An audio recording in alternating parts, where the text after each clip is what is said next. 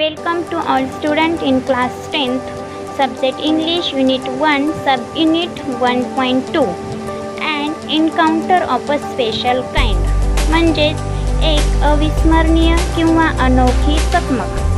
Introduction of this story. This is a story by Tafan Mukherjee about a young boy who rescued nurse and saved a baby langur attacked by a dominant male langur with intent to kill it. The story depicts a bond of trust, compassion and mutual understanding between man and animal. Let us begin. First para. My father was a medical professional working for a private company in Raniganj in West Bengal. पश्चिम बंगालमधील राणीगंज येथे एका खाजगी कंपनीमध्ये माझे वडील वैद्यकीय सेवेत कामाला होते. The officers of the company were housed in individual bungalows inside a large campus. एका मोठ्या आवारातील स्वतंत्र बंगल्यामध्ये कंपनीच्या ऑफिसरची राहण्याची व्यवस्था त्या ठिकाणी केलेली होती.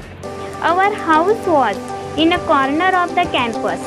The officers club was adjacent to the boundary wall of our garden. त्या आवाराच्या एका कोपऱ्यावर आमचं घर होतं. आमच्या बागेच्या कुंपणाच्या भिंतीला लागूनच ऑफिसरचा क्लब होता. The compound was luxurious with green grass, colorful flowers and a host of tall and majestic trees.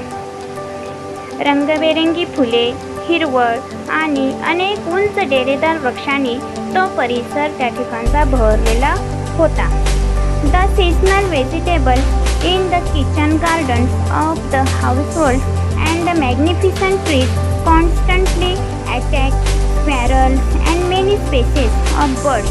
A group of langurs had even made their den in Ashwatha tree nearby. घराघरातील स्वयंपाकघराच्या परसामध्ये लावलेल्या मोसमी भाज्या आणि बहरदार झाडामुळे अनेक प्रकारचे पक्षी खारी येथे कायम आकर्षित होत असत. जवळच अश्वत्थाच्या म्हणजेच पिंपळ झाडावर वानराच्या एका टोळीनं तर डेरा थाटला होता. They had all become a part and parcel of our existence and daily life. ते सर्वजण आमच्या अस्तित्वाचा आणि दैनंदिन जीवनाचा जण अविभाज्य घटक बनले होते. A small incident on a Saturday afternoon left a profound effect on me and unfolded before my eyes a whole new dimension to the wonders of God's creation. एका शनिवारच्या दुपारी घडलेल्या एका लहानशा घटनेने मात्र माझ्या मनावर सखोल परिणाम केला आणि परमेश्वराच्या अजब किमयेचा एक अनोखा पैलू माझ्यासमोर उलगडला होता. It was a few days into the puja vacation. Just like for any other child, the holidays provided an opportunity for me to become engrossed in various magazines and storybooks published specially for children in the festive season. Durga पूजेची सुट्टी सुरू होऊन थोडे दिवस झाले होते. इतर अनेक मुलाप्रमाणे या सुट्टीत मलाही सणासुदीच्या काळात खास मुलांसाठी प्रकाशित होणाऱ्या विविध मासिके आणि गोष्टीच्या पुस्तकामध्ये बुडून जाण्याची संधी मिळालेली होती. After a hearty lunch, my parents and my younger sisters lie down for an afternoon nap and I settled down with a story book. दुपारच्या भरपेट जेवणानंतर माझे आई वडील व लहान बहिणी वामकुक्षी घेत पडल्या होत्या आणि मी एक गोष्टीचं पुस्तक घेऊन निवांत बसलो होतो. दुपारचे ते शांत वातावरण एखादी साहसकथा वाचण्यासाठी फारच अनुकूल होते. The quiet afternoon presented the perfect backdrop for reading an adventure story. The silence was occasionally broken by the sound of my family snoring, the intermittent chirping of house sparrows, the harsh cawing of a crow, the shrill call of a kite flying high above the ground. त्या शांततेला मधूनच माझ्या घरच्यांचंच घोरणं, चिमण्यांचा चिवचिवाट, अधूनमधून कावळ्यांची कावकाव आणि उंचावरून उडत जाणाऱ्या घारीचं कर्कश ओरडणं भंग करीत होते. Minutes ticked by. I became deeply absorbed in the book. थोड्या वेळातच मी पुस्तक वाचण्यात फार गढून गेलो. Suddenly, I heard a group of street dogs barking furiously in the distance. अचानकपणे मला दूरवर भटक्या कुत्र्यांच्या जमावांचा भेसूर भुंकण्याचा आवाज ऐकू आला. I chose to ignore the commotion, thinking that the pack of dogs might have cornered a helpless pig. एखादे बिचारे डुक्कर त्या कुत्र्याच्या तावडीत सापडले असेल असे वाटून प्रथम मी त्या गलक्याकडे दुर्लक्ष केले. But soon the barking became louder and more aggressive, and the almond carving of the flock of crows added to the cacophony. मात्र काही वेळात ती कुत्री अधिक त्वेषाने भुकू लागली आणि कावळ्यांच्या भीतीदायक कर्कश ओरडण्याने त्या कोलाहलात आणखीनच भर पडली. I also heard the disturbance approaching closer. Curiosity got the better of me.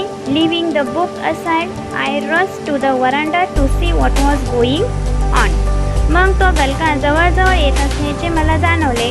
माझी उत्सुकता बळावली. पुस्तक बाजूला ठेवून मी काय चाललेच ते पाहण्यासाठी वरांड्यात धावलो.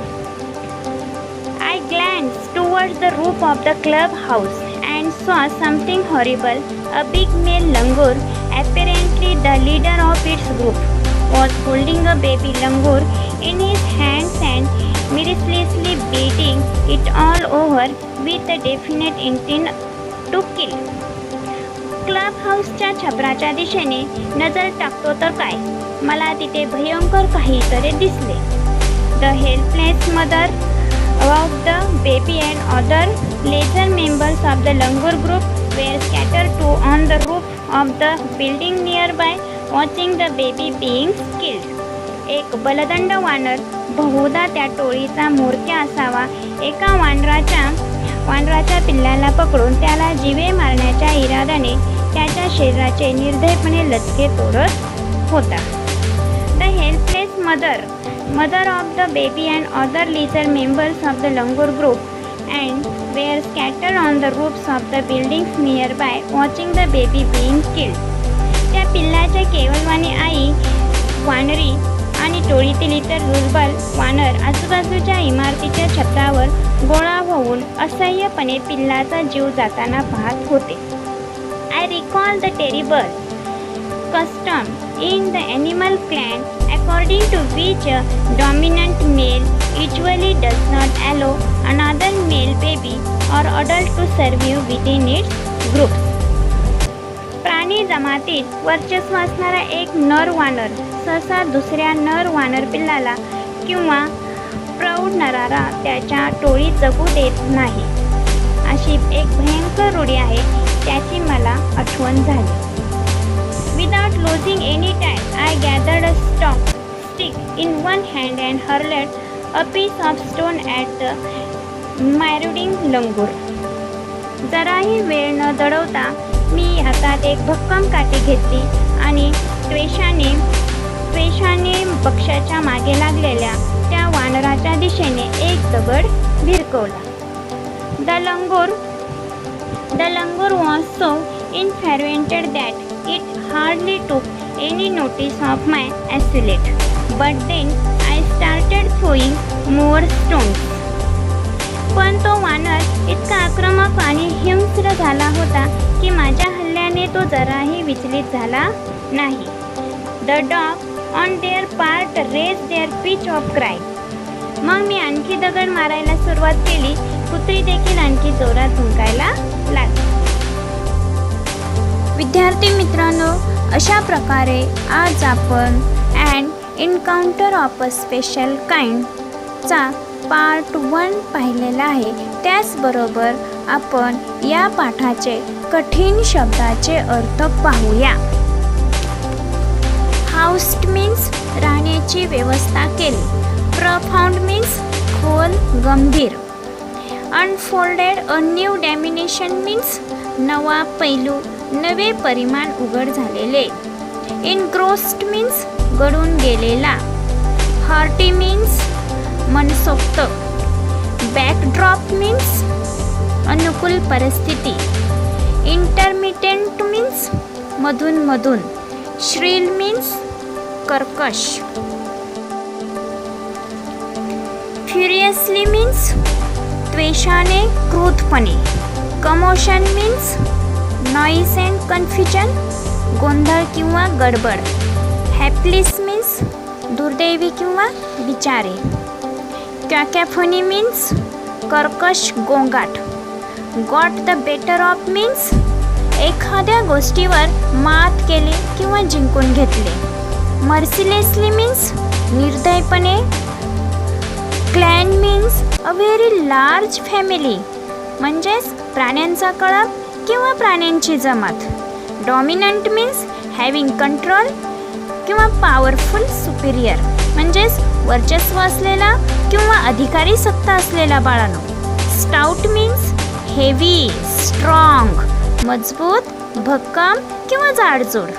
हर्लेड मीन्स थ्रीव, फोर्सफुल, जोरात फेकले किंवा भिरकावले. Marauding means searching for something to steal or attack, म्हणजेच बाळानो धाड घालत फिरणारे किंवा भक्षार्थ भटकणारे. Infuriated means extremely angry, means क्रोध किंवा भडकलेला. ॲस्युलेट मीन्स व्हायलेंट अटॅक, हिंस्र हल्ला. Pitch means degree of highness or lowness of a tone, वरच्या किंवा खालच्या पातळीवरील आवाजाची तीव्रता. Thank you so much all students.